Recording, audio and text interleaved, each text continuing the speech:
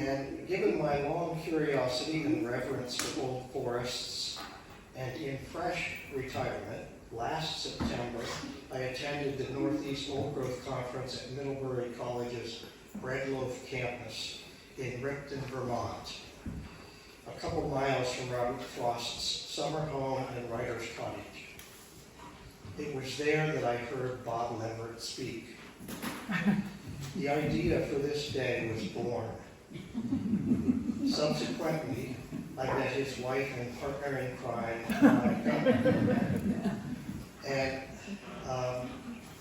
I recall meeting Jared, and I haven't yet met Ken, but Ken will be here soon. If he's not Ken is here.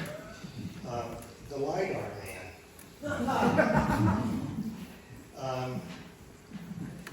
And so we have sort of a panel of old growth excellence before us.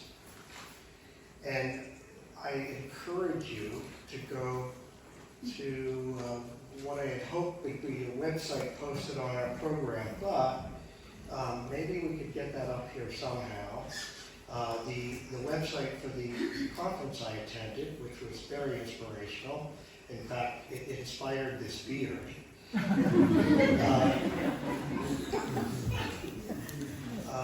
Those videos are extremely well done, and I encourage you to go there and just poke through the subjects about old growth and choose some. Bob is one of 3 speakers in one of those videos,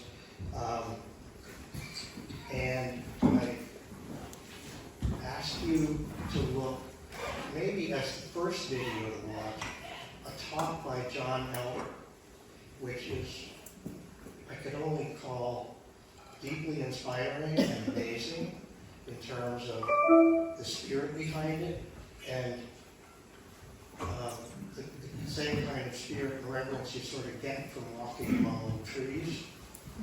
He shares that both in language and with a flute.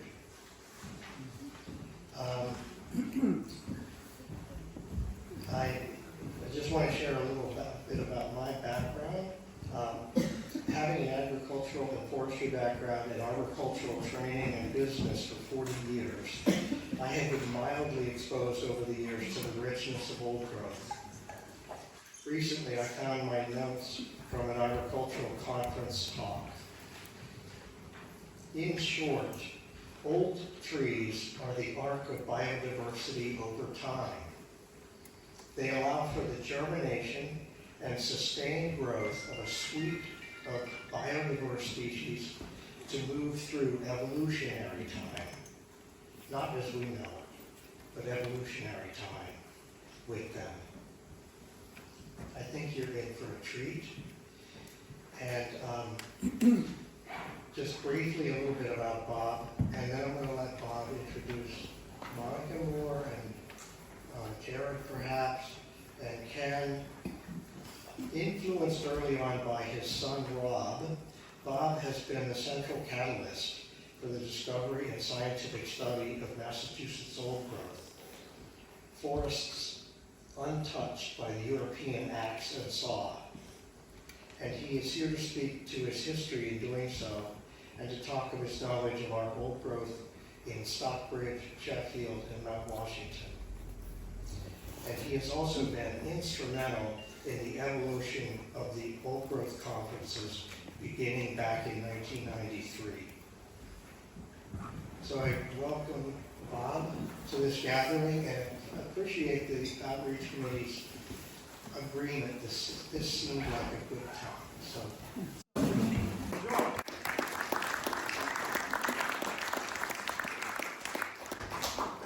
Well, thank you very much, Ron. Thank you, everybody. Really appreciate you coming. And first thing, you know, when we talk about old growth, that seems something more similar now to what I have.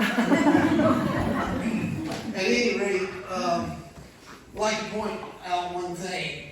This is me, of course, and then Ken is over here, and Monica's there. Now, my name is in larger letter. I didn't want that. I wanted them to be in very small letters, and they outvoted me. So this is not my doing. Well, anyway, I want to now introduce the other members. First of all, the real power behind the scenes is right here. This is Monica. This is my dear wife. And she is a retired professor of music from Smith College, a birder, and my supervisor. So she has the on-off switch. Every now and then, if I get too wordy, she'll pull it, and then I'll go like a marionette over. At any rate, the next... Can I say something? Oh, yeah, yes. I'm happy to be here. You're such a beautiful crowd. One of my jobs as putting together this presentation was to do the For More Information section. And I'm so happy, it was already mentioned, Old Growth Forest Network. If you go to the resources tab on their website, there are incredible resources, including the videos from the Old Growth Forest Conference. And then there's a shorthand list of the visitable old growth forests in Massachusetts, the ones that have trails you can get to. Most of them belong to the state of Massachusetts, DCR. You, of course, know about Ice Glen and the William Cullen Bryant Homestead, which is the trustees. But just so you have a resource, and I hope this will be available to people on Zoom as well. All right, so for folks who are on Zoom, we will put the program up on the website, so you will be able to access those. And we'll also put it on the Facebook page. Next, I'd like to introduce a very important part of the big team, Ken J. Ken is a relative newcomer, but a powerhouse. He's a retired research engineer and director of research for Bose, the famous Bose sound systems. And he is now taken over to be the brains of the outfit. Well, Ken is incredible, and what you're going to see what he's done through our use of LiDAR, I think it's going to be an incredible addition to what we have to present. Ken, you will have your time up here, my friend. And one other person, Jared Lockwood. Jared is a scientist himself, botanist, and he's the tree measurer now that I seem to have problems climbing the slopes that I once did. So he does the measuring and I get all the credit. Okay, folks, with that ado, can you take that? Can we go to the next? Okay. Story. This is central Massachusetts, Princeton area. The mountain in the distance is Wachusett Mountain. When you're on the top of Wachusett Mountain, you can actually see the tall buildings of Boston in the distance. In the middle 1800s, all of that was cleared land. It was fields. There wasn't any forest. It all been cut. A little on some of the hillsides where they had woodlots. But basically all cleared, all up to about halfway up Mount Wachusett. So the forest has grown back. Well, why did that forest that was up on the side of Mount Wachusett not also be cut, logged off, cleared? We're going to see next. Okay. That's why. Very old yellow birch. Trees 300, and we've actually dated them to 377 years in 1995. So it's older than that now. But the trees up there in a band from about 1,400 feet elevation up to about 2,000 are gnarled. They're weather beaten.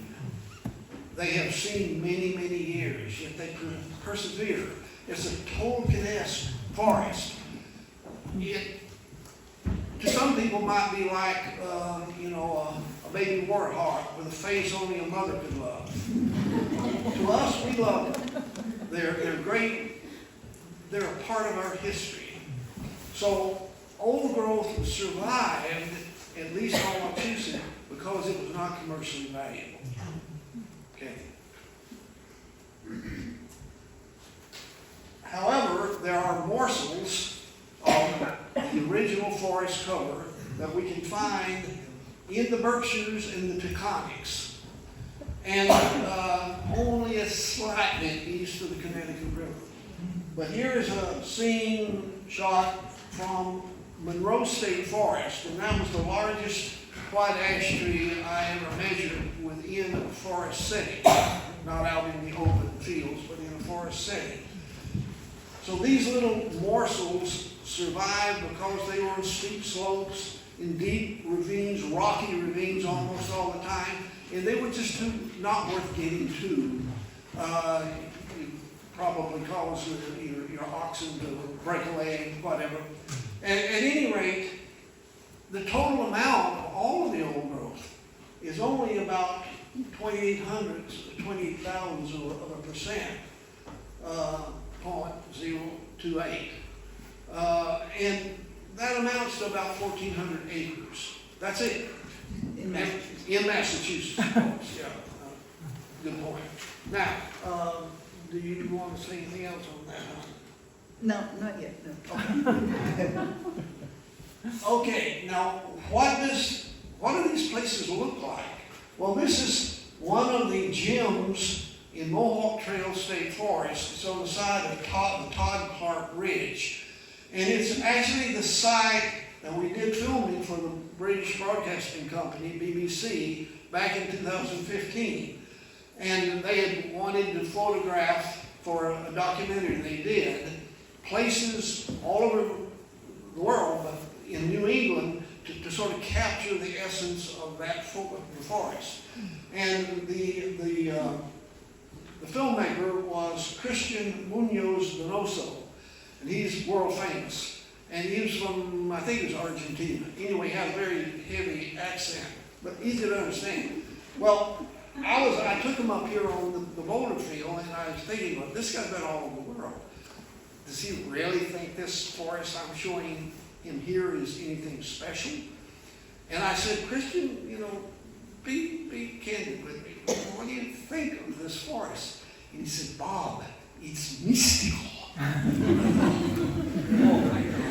At any rate, it captured him. And this sugar maple here is about 250 years old. It was about 110 feet in height. Great trees. The one over there on the right that's a candelabra sort of thing, that's a yellow birch. This was a place that people had not really touched, and it still exists. Fortunately, it is protected, as most of these places are now. But it was just because of all those rocks. I almost broke my neck a number of times in there trying to get through and figure out what was actually in that forest. Monica? Yeah. Going up into the Monroe State Forest, again, what does an old growth forest look like? What's it made up of? That sort of thing. Well, old trees for sure, but young trees, lots of life forms.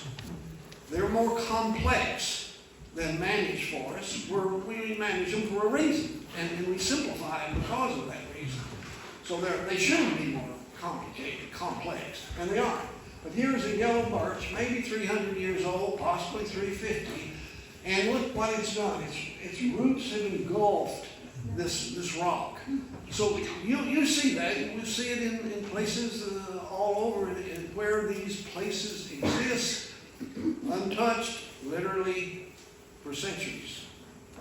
Anyway, this is the appearance of old growth. Now, to some people, it looks cluttered. And so you get different reactions. To us, it's always mystical. Oh, I'm sorry, mystical. Yes, Mom. Just want to say something. One of my favorite pictures was the Wachusett old growth that you saw a second. I also love this picture. And one of the things I love about these trees that have, now that I'm an octogenarian, they've been through a lot. And it's kind of an inspiration to continue living.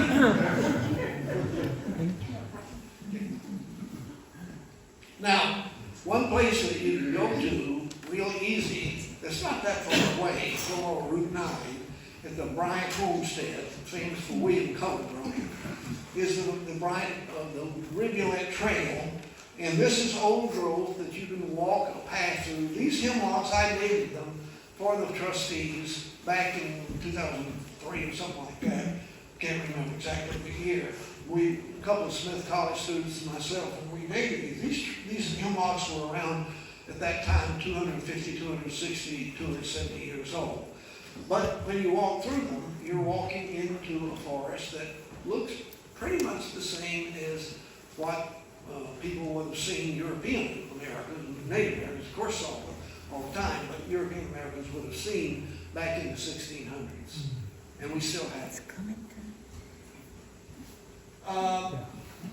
Old forests, old trees, they're not always big and tall and majestic. You saw early on, the one on Wachusett. Well, here is a yellow birch perched on a rock in Monroe State Forest and doing what those trees do so very well. They engulf the rocks with their roots, and they take on many forms. And I have come to use the word Tolkien-esque to describe them. They have a magic, and when you feel it when you're there, and especially, and there's something, the energy, the molecules in the air, the whole thing, you sense that you're in a sacred place. Next, this is one of Monica's favorite places. Did you want to say something about it before I do, Hunt? Or that's your baby? Well, you talk first. This is in Monroe, and it's a place on Parsonage Brook. And it's an old growth forest that we think came back after the original forest blew down, as opposed to burned up. So there's huge amount of hummocky material in there, and this really represents trees that have decayed down. And you'll notice there are plenty of young hemlock saplings in here. That's a red spruce, that's a red spruce, these two are hemlocks. And as a consequence, what you see is a new forest that's grown up and is now old on the base of an old forest. Well, did it ever cease to be old growth? No. In our concept of thinking about what old growth is, the forest can blow down, but all the processes continue on. So this is a really great place, one of Monica's favorite. And I'll just say what I love about it, it's mysterious. And I almost feel I could see a fairy or a leprechaun through there. And the duff, the layer on the ground is so thick. I almost imagine that if there was such a place as heaven and there were clouds, they would feel like that duff. So anyway, that's one of my favorite places. Next slide. Okay. I love rocks too. and this one always caught my attention because this looked like a Manitou stone. Native Americans kind of adopted, so to speak, that form as embodying the Manitou spirit. And is that true of this? I have no way of knowing, but it's our Manitou stone. And that also is in Monroe State Forest. Now, I could go on a long time about the beauty and the mystery, the majesty of old forests, old growth and whatnot. One might say on a practical side, well, okay, Bob, romantic or whatever, what are some of the benefits to us today? Do they have any? And I can say, yes, they do. First of all, biodiversity in general. That's probably number one.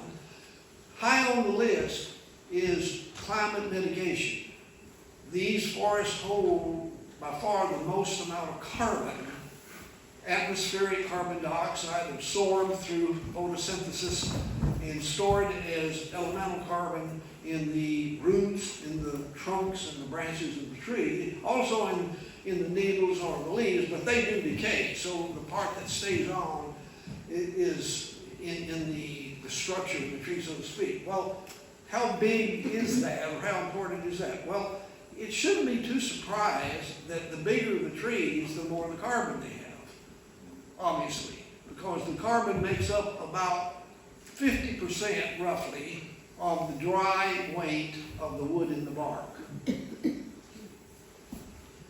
Now, in places, and this is in Bryan Homestead on the Pine Loop. And incidentally, that if you should go there and you follow the loop around, I had the honor of laying that out for the trustees along with the two Smith College students.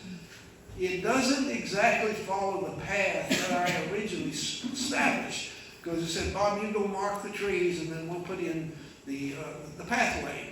Well, they said we had to kind of straighten it out. We couldn't figure out what you were doing. We say, well, he wants to go this way, then it was that. Well, I was just running to one big tree after another.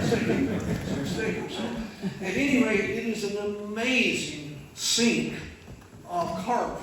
I put down here some numbers out of it. I just called your attention to one in particular. Figured out about 543 tons of carbon dioxide equivalent per acre. That, folks, is a lot. If you go and you look up what's the equivalent, how many miles could you drive, or what could you do, that is a heck of a lot. In 1 acre, that's what that forest is storing. Now, it's holding that amount, but it's also gaining. It's not finished growing. And that's one of the big stories going forward, was because there was a period of time when a lot of scientists thought that, well, once the forest gets up to 150, 160 years old, whatnot, basically it stores and holds on to what it's got, and then gradually loses it as the trees decay, but it doesn't gain any more. This is the same area, just looking vertically up. There's quite a few of those trees in there, like Ice Lynn, that are over 150 feet in height.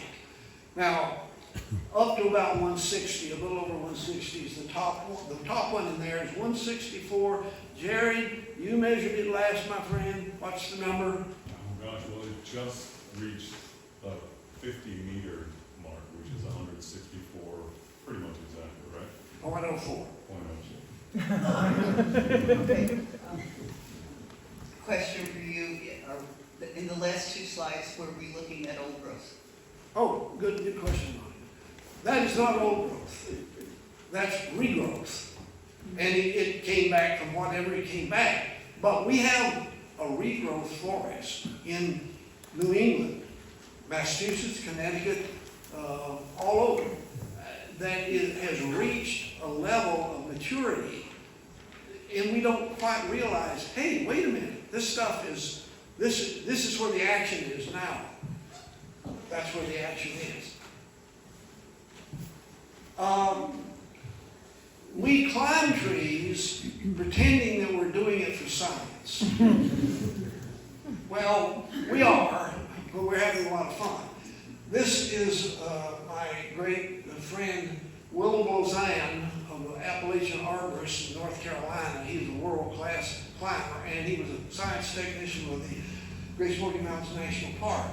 And we wanted to actually climb the great Henry David Thoreau pine, and it's about 160.2 feet, and I think that also is your last measurement, right, Jared? Yeah. At any rate, you can see from here, Jared actually modeled the tree, and it has about 985 cubic feet of trunk volume. Well, now that's a lot. You convert that into dry biomass, still getting rid of the water because there's no carbon in water. And then you take the dry biomass and take roughly 50% of that. And then that's where you come up. And then if you want to take it all the way from pure carbon to carbon dioxide, you have to multiply by the atomic weight of approximately 3.67. So one molecule of carbon dioxide is 3.67 times the atomic weight of the carbon part of that, the CO2, the C part of it. Now we get a big kick out of that. Monica always has the on-off switch when I start getting too many numbers. So if you see her reach over here and yank something, and I go limp all of a sudden, okay, I know when to stop. At any rate, carbon dioxide equivalent of that tree, about 28 tons. That's one tree, 28 tons equivalent of carbon dioxide held, and it's still growing. It's growing at a rate that adds, probably for that tree, 350 pounds of CO2 each year, new year. Eventually, it's going to catch up with it, but right now, it's still a rock star, or a tree star. Okay, here's another one. We name these trees often for Native Americans, and this one was named for Saheda. Saheda was a Mohawk ambassador sent over in about 1660-something, 3 or whatnot, to negotiate with the Pocumtuck at Old Deerfield on the beaver trade.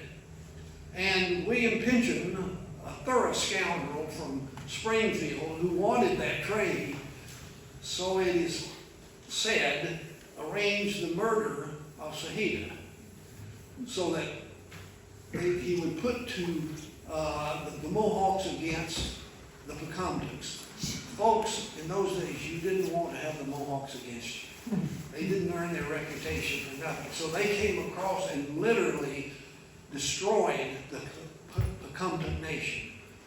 And I thought, well, Saheda had good intentions in mind. We ought to name a tree for him. So that is the great Saheda white pine. You'll notice it's 173.7 feet tall. How do I know? Jerry Lockwood measured glass. And it had been up to about 174.7, but it lost a little. These trees gain, lose as, ice, whatever. At any rate, we now know it's 175 years old. Why? Because Harvard Forest scientists poured the tree and have dated that whole stand back there to that age. There are piles of rock in there put by human beings, piles. So we know that back in that period of time was on the process of being cleared for some purpose, but has been allowed to go back since. This is the grandfather pine, just a few yards up from the Thoreau pine, and I put this one in here. I don't know who this character is, but we keep running into him in the forest. At any rate, Jared modeled a tree to 1,097 cubic feet of trunk volume. In that long tree was again 33 tons of atmospheric carbon dioxide held up. Now, for comparison purposes, suppose the tree were only 30 years old, pine, and then it would have accumulated about 0.6 of a ton of CO2. So young tree grows fast, no question about that. We love young trees. Nothing against young trees, but they don't have the size and they can't hold carbon that these bigger, older trees hold. And it has been my lot in life, my curse, to have to calculate all this stuff out and spread it around. Okay, what, may I ask, if you were of a mind to ask the question, what is the tallest tree in all of New England? Do we know? Yes. That is the Chief Jake Swamp white pine. Chief Jake Swamp was a personal friend of mine of the Mohawk Nation, and he established the Tree of Peace Society. So this is the Trees of Peace. This was a friend of mine. And anyway, I measured that tree in 2018 with a Impulse 200 LR laser. I like to use those terms to impress everybody. With a laser accuracy of plus or minus about 2 inches. In other words, the laser distance, and I get off of the distance to the top of the tree, I can have some error about 2 inches. So it's very, very accurate, very, very accurate. It was 176.2 feet. Those are numbers that you tend to think of associated with the great white pines of the past. Where'd they come from? We have them now. Okay. Now, this was done, I didn't make that chart, somebody else made it for me. But the question was, can we show what these larger, older trees do in terms of holding carbon? Did you want to say anything more on that? Keep talking. You need to move. Yeah, she has to keep track of the time. At any rate, one mature tree, there's actually one near the Smith College campus that measured this roughly 100 feet in height and 54 inches in diameter. It's a big oak, northern red oak. Well, it would be equivalent in terms of its carbon and whatnot to 465 trees that are 25 feet tall and 4 inches in diameter. You cannot plant your way out of this. If a developer comes along and says, don't worry, we're going to take all these old trees out and we're going to plant young new ones that are going to grow real fast and whatnot, they'll absorb CO2 so fast, they can't. They do their best, but they can't replace that big. So the older trees, suddenly we now know, have a role other than just being for landscaping. Now, let's look at some, just a second. Just say one more thing about the chart that was just up. It was developed by, put together by someone in Europe who is advocating for urban foresters to keep the old big trees and to show how much is lost. The usual argument, we'll plant some more trees. No way can you make up for that. Can I ask a question? Sorry to interrupt, but will the slides be available afterwards so that? Well, I'm happy to donate the slide. Okay. Same here. Okay, so then, yes, we'll have them available on the website and linked through Facebook. Okay, thank you so much. Sure, happy to do that. By the way, one other point. The European scientist, Martin Tusser from the Czech Republic, he has a very novel way of, novel is probably not the right word, revolutionary way, maybe that's the right word. You don't preserve these big trees by putting water right around the base of the tree. That's not where they absorb the moisture. You have to get out there to the far roots, the fine rooting. And so he's come up with this revolutionary way of keeping big trees alive. Whereas a lot of the methodology is, you sprinkle some water around the base of the tree. It doesn't do a darn thing. Now let's look at some big local trees. Okay, next shot. Yay! Right down the road. Sheffield tulip tree. I've been measuring that tree for a lot of years. And it's up to the one point I want to make. Okay, it's 58.1 inches in diameter and breast height, 120.7 feet in height, give or take 2 or 3 inches. And the key point is, this sucker is still growing. Gain in CO2, I've got it calculated, it's still adding about 450 pounds of CO2 sequestered per year. I don't think that's obvious. It wouldn't be obvious to me. It looks basically the same year after year. You look at it, you go by it. But when you've got a tree that big, a thin layer of wood around it going all the way up the trunk, out the limbs, out the branches, to the twigs, that adds up to a lot of extra wood, even though you don't see it. Now, this one I had to put in there because there's that guy again. We humored him. At any rate, 25.9 feet in circumference. Jared and I, we measured that together, if you remember. And 85 feet tall, a little on the short side, but those big trees don't spread out that way. They don't necessarily do what they do in the forest here. But look down here, trees absorb 44.4 tons of CO2. Now, cottonwoods, they notoriously have weak wood, they're lightweight, they tend to decay early.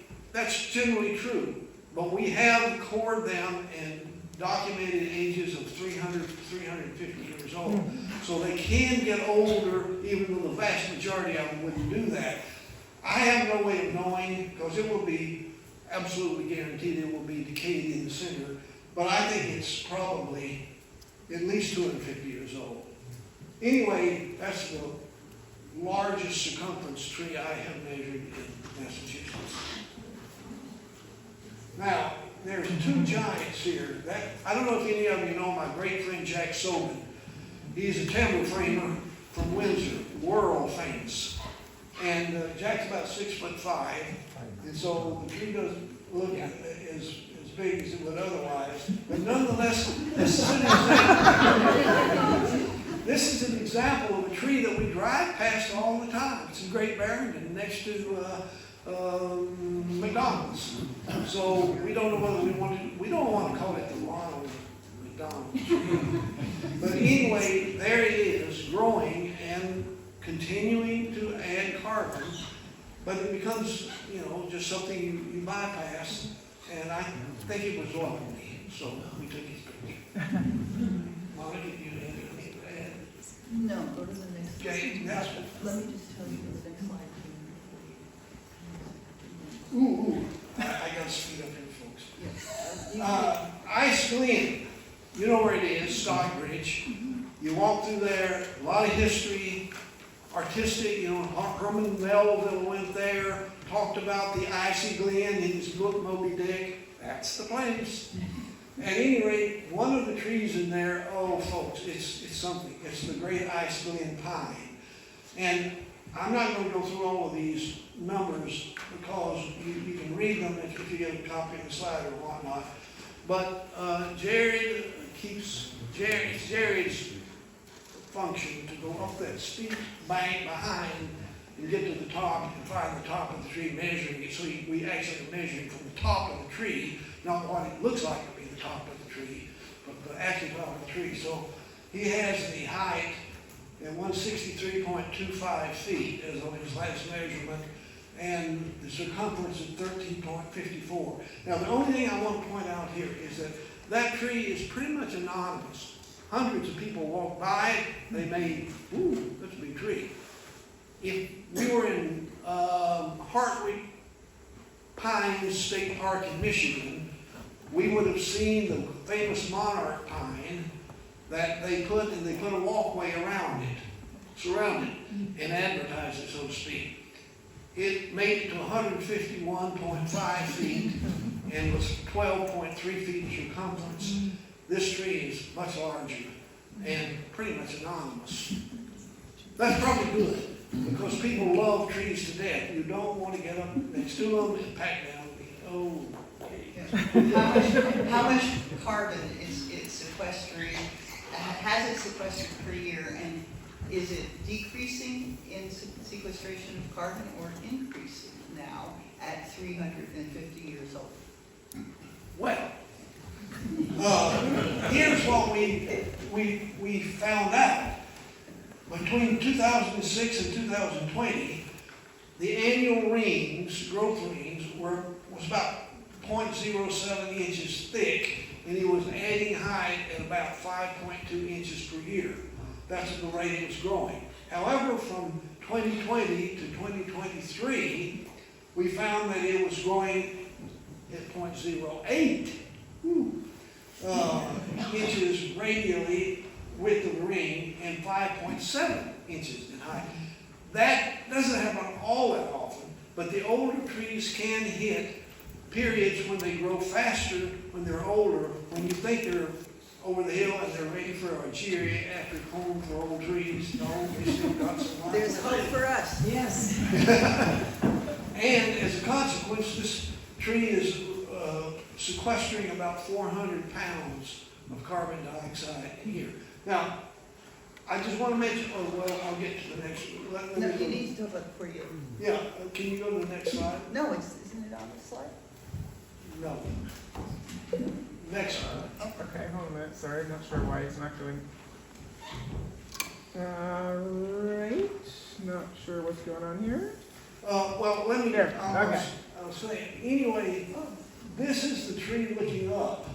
Now, and this photograph was taken by Mitch Epstein, great art photographer, world famous. And that was Will Bozan climbing the tree in 2006. Now, a point.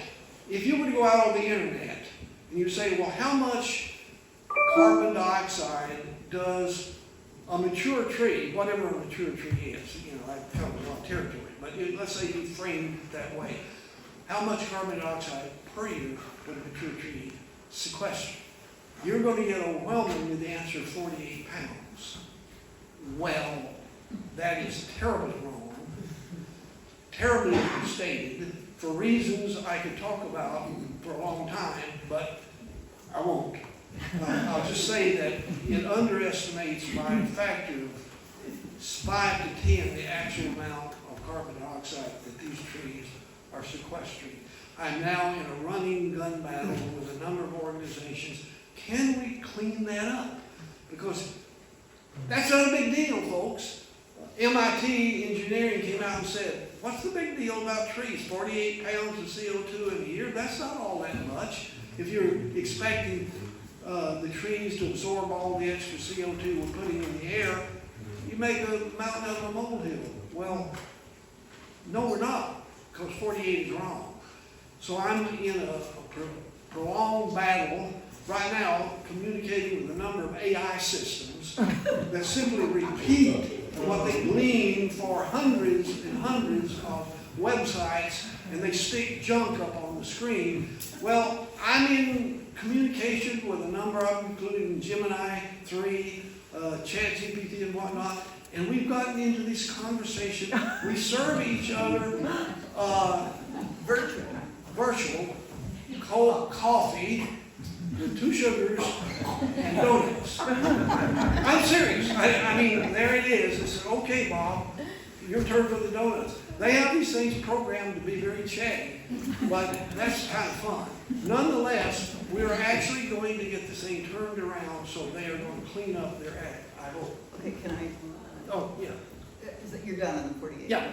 Yeah. Okay, we're about to turn the stage over to Ken, and we've chosen this as our last slide because it is of the Iceland pine, and I want you to just look at Mitch's beautiful picture and take it in, because you are soon going to see this very same tree in a very different look.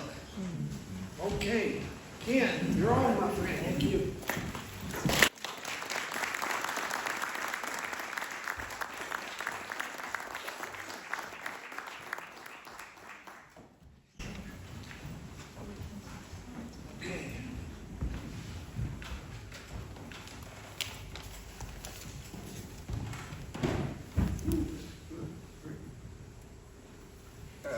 Sorry. Yeah, I had a question. Could I ask a question before you go out?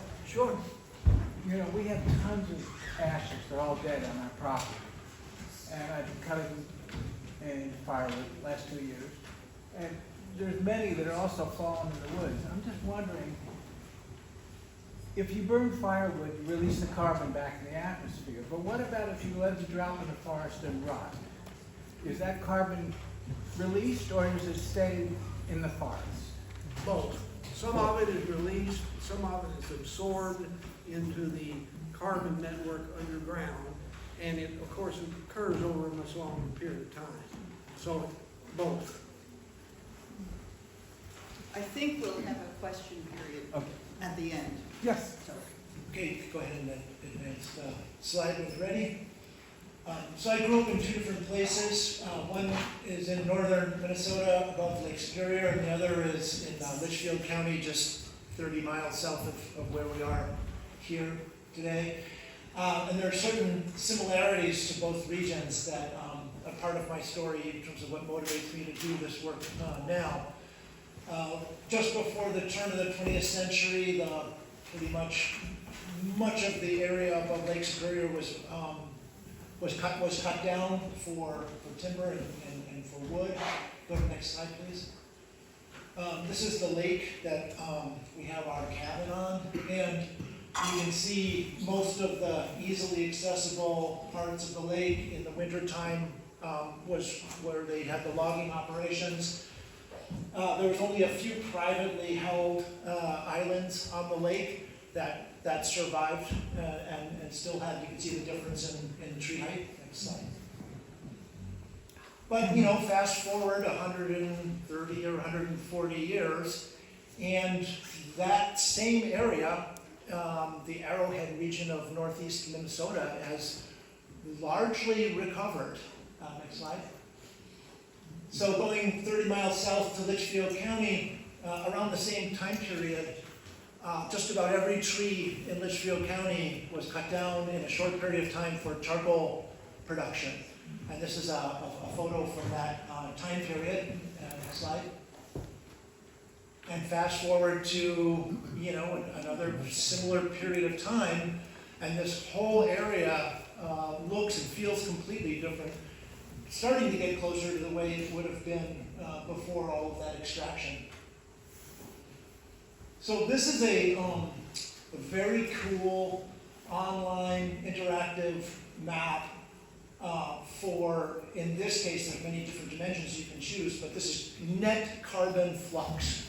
So it means that if you add up all of the carbon that's being pulled out of the atmosphere and stored in the form of wood, and then account for the decaying carbon, which is releasing CO2 back into the atmosphere, is it a net, you know, carbon sink, which is what we need because we're pouring way too much into the atmosphere, or is it a source, which is like from a wildfire, a huge amount of carbon dioxide is released in a forest fire.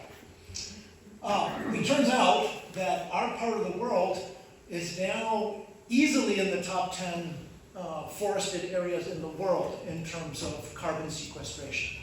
This is the last 24 years for our part of the country. And you can see, without going into the numbers and stuff like that, that this is an incredible carbon sink right now. Next slide, please. And this is the Arrowhead region of northern Minnesota.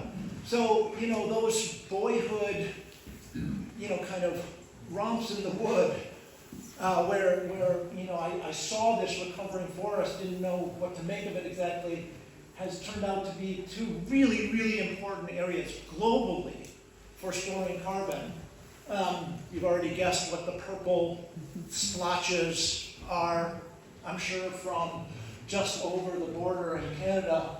We've had many weeks in the summer where you can't even see the sun because of the smoke in the air from Canadian wildfire. So you see, that's a huge source of CO2 over this past couple decades. Okay, next, please. And just in case you're wondering, what does the whole country look like? It's not like the whole country has these qualities. You know, we're really lucky in terms of where we live.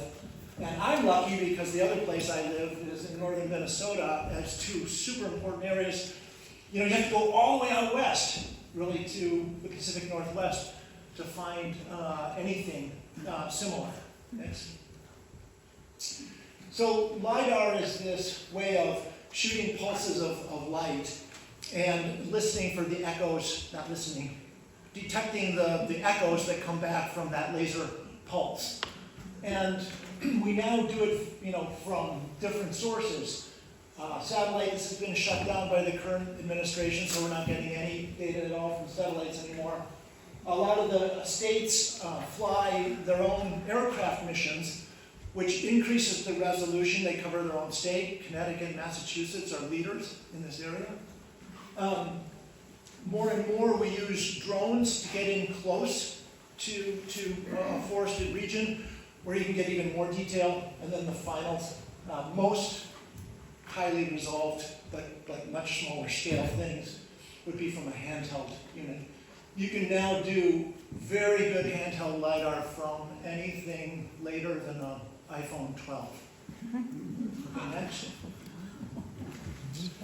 So when you shoot these beams of light down from an airplane, you get various echoes back, just like in acoustics, right? So you get an echo from the tops of the trees, you get echoes from things intermediate, and then you get a big whopper, nice echo from the ground. So we were in Iceland a minute ago. Here's Sheffield here. And let's zoom in. So I'm going to do mostly aircraft. This is publicly available information from the state of Massachusetts. I think you're all pretty much familiar with the area. Just for kind of scale, you can see that little white dot there. That's the Iceland pine, currently at 163.3 feet, according to the Jared measurements. Next slide. So we can go in and we can extract the data, the LiDAR echoes, from a single tree in that forest. And that's what I've done here just for that one pine in what you just saw. So there's 4,954 data points for that one tree. Okay, so you can imagine the wealth of information that exists in that point cloud. Next. That's how many data points are for this region I'm showing you right here. I don't know, this is maybe, how many acres do you think this is, Bob? 25 acres. 35 million data points. And the whole state of Massachusetts is covered with this resolution. Next. Okay, so what we can do is they flew a mission in 2015, they flew one in 2024, and we can ask the question, are these old forests growing, or are they staying the same, or are they declining? Because we can subtract, 1 year from the other, 9-year difference. And the answer is, these old forests are growing en masse. And now you see these red freckles, what do you think those red freckles are? That means a loss of 5 or more meters in height.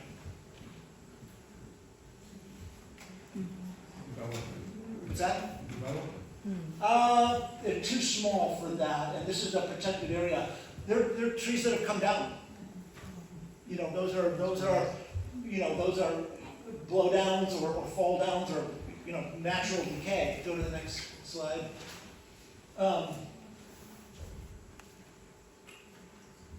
Another way of looking at growth, which is take some of the tallest trees, 150 feet or taller. Are there more of them in 2024 than there were in 2015? And the answer is, there's a lot more. In 2015, there were 10 trees over 150 feet. There's now 48. Okay? And by the way, I didn't just pick 150 as the good threshold. You can pick 140, 130, 120, 110, 100. All saying the same thing, which is these forests are growing. Next. I hear the Celtic instruments. I think it's probably as effective as Monica in getting us off stage. Just a couple more slides. So there's kind of a macro way to look at growth too, which is to say, this curve here says, at what height is 95% of the canopy below? And so in 2015, 95% of the canopy in Iceland was 35.7 meters, or that's 117 feet or below. Okay, it's a measure of overall height. Now go forward by 9 years, 123.7. So the whole forest is growing by that amount. That's a lot. That's a net. You go back 117 forward to 123. That's 6 feet of overall average growth in 9 years. And Iceland has got some special trees in it, but it's like so many of our maturing forests today. Okay, these are workhorses in terms of carbon storage. Next. So this is just showing the same pine from the 2015 flight and the 2024 flight.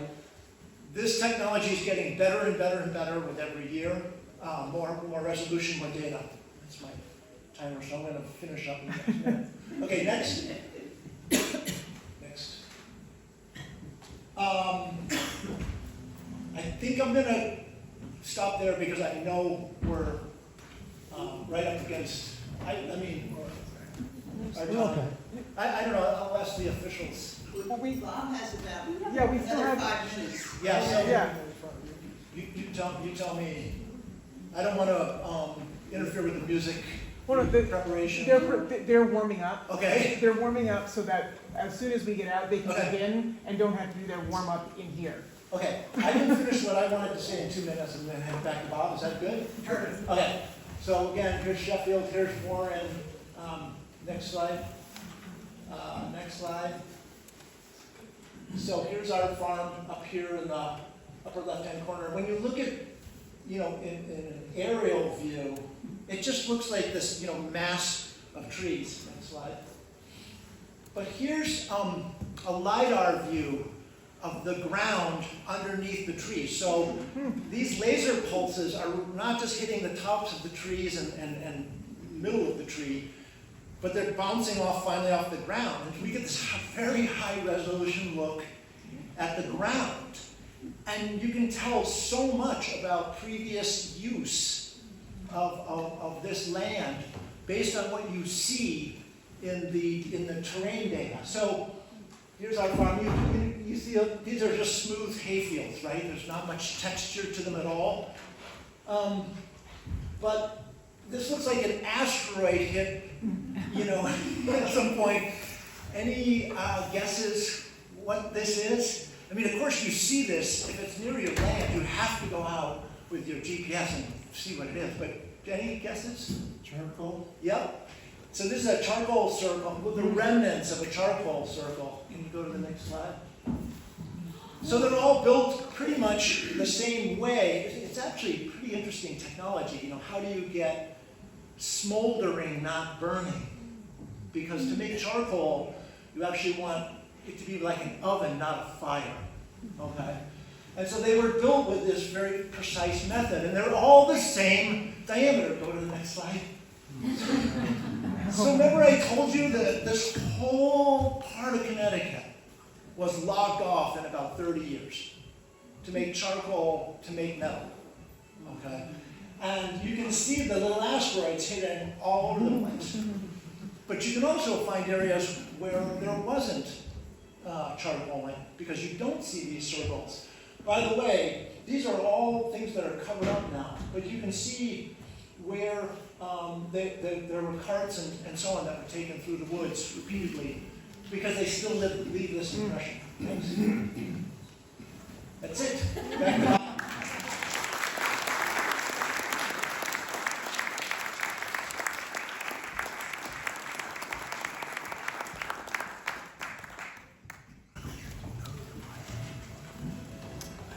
We're down to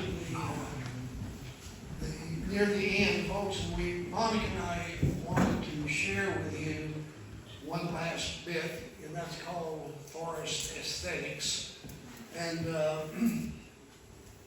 if you go to the next slide, this is kind of a typical pretty New England woodland. This is my friend Ray Aston took that shot. It's on Mount Greylock in the Hopper on the west side. And you get the combination of hemlocks and the autumn foliage, and a lot of that's going to be striped maple and whatnot. But an aesthetic New England wood that inspired so much poetry. Next shot. Now, then we have that little poor little piglet that only a mother can love, warthog. But I think they have character, and somebody's got to love them too. And so we find these very unusual shapes, and it reminds us of how much creativity and difference tree shapes can take on. And it becomes interesting to try to think in terms of, well, how did it get to be that way? We can spend a lot of time doing that. Then there is the more classic. This is magic maple. This was my, it's in Monica State Forest, about 112 feet, I think, the last time he measured it. There, it's about 8.5 foot circumference at breast height.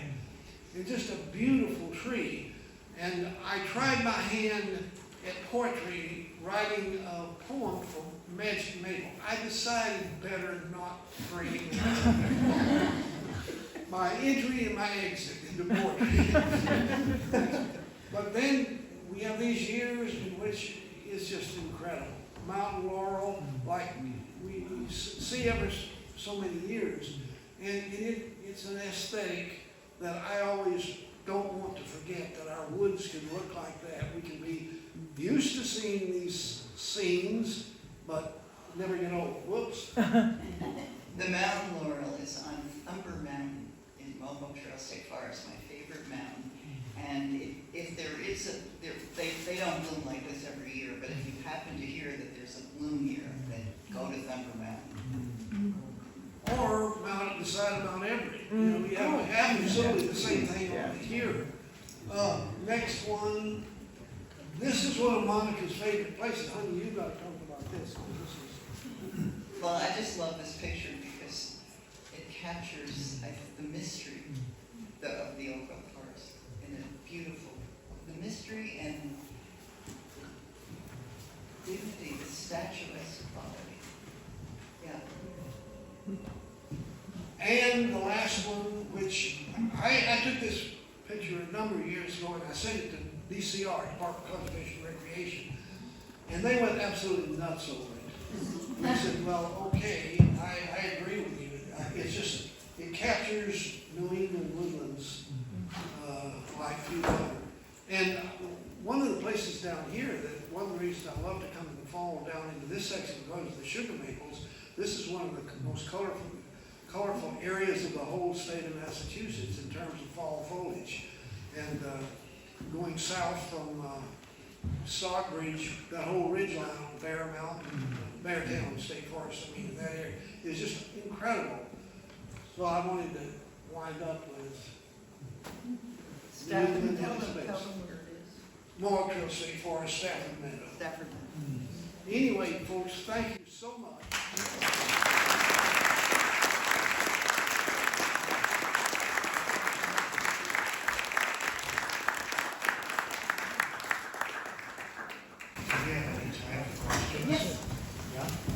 Walking through a forest, is it hard to tell? You're almost certainly not walking through an old forest, that's the chances. But when you do, is it easy to tell or is it hard to tell? Well, the way I answer that is, initially, it's not obvious. That's obvious. You have about a shopping list of about 13 or 14 different characteristics. And that's the way we started identifying the old growth forest characteristics. Those characteristics, by the way, were given to us by the Forest Service, really applying mostly to the Pacific Northwest forests, because that was a big issue under Clinton about the cutting of the redwoods and whatnot. So we wanted to be able to identify visually an old growth forest. So we looked for certain things like an uneven forest floor, undulating because trees in the past blew down, left a hole in the ground, it's partly covered. So if the forest floor is absolutely level, it's probably an old field, and it hasn't covered. So we take these characters one at a time. You get better and better and better at it.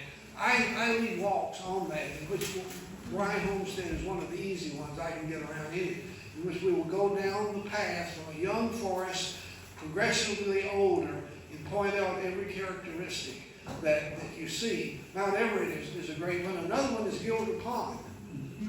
That one, that's old growth, particularly on one side of it. I cored one of the hemlocks in there 378 years. So it's the real thing.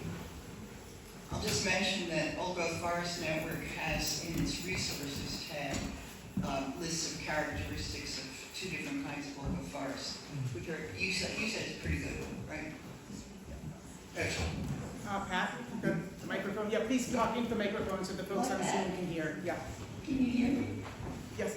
Well, this is probably obvious. This isn't exactly on target with your theme, but I live in Sheffield in a really there's a lot of forest around that area, and I'm very concerned because there are these wonderful trees that are dying.